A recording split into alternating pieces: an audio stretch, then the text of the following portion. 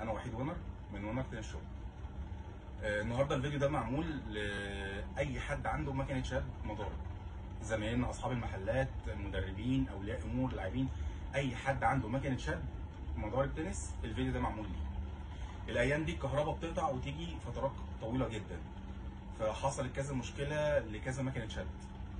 فالنهارده هنقول لكم معلومه مهمه جدا: ما توصلش الكهرباء بتاع مكنه الشد بتاعتك على الكهرباء على طول دايركت، لا، لازم تجيب مشترك، وما تجيبش مشترك رخيص ويكون رديء.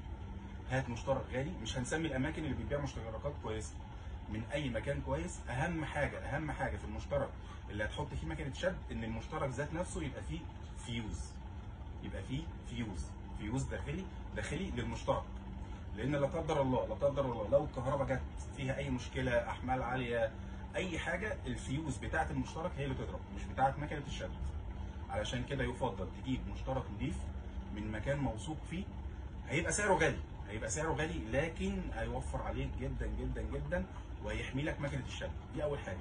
تاني حاجه، الكهرباء لما تقطع يا ريت نفصل كهرباء المكنه، نفصلها خالص من الكهرباء واي اجهزه عموما، بس انا النهارده بتكلم عن مكنه الشد.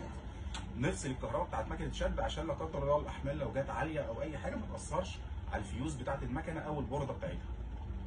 دي تاني حاجه. تالت حاجه، لما تيجي تنظف مكنه الشد، لما تيجي تنظف المكنه بتاعت الشد بتاعتك، افصلها من الكهرباء. بلاش تشرب سوائل، شاي، نسكافيه، اي مشروبات، ميه، اي حاجه جنب المكنه، لانها لما بتقع على المكنه بتخش على البورده وبتبوظها. ده كده فيديو سريع عشان المعلومه المهمه جدا دي. خلي بالكم المشترك يكون مشترك بفيوز، ويكون حاجه كويسه وسعره غالي، وما توصلش مكن الشد مع احمال تانية كتير، المكنه والمشترك وبس. اسف لو طولت عليكم، الف شكر.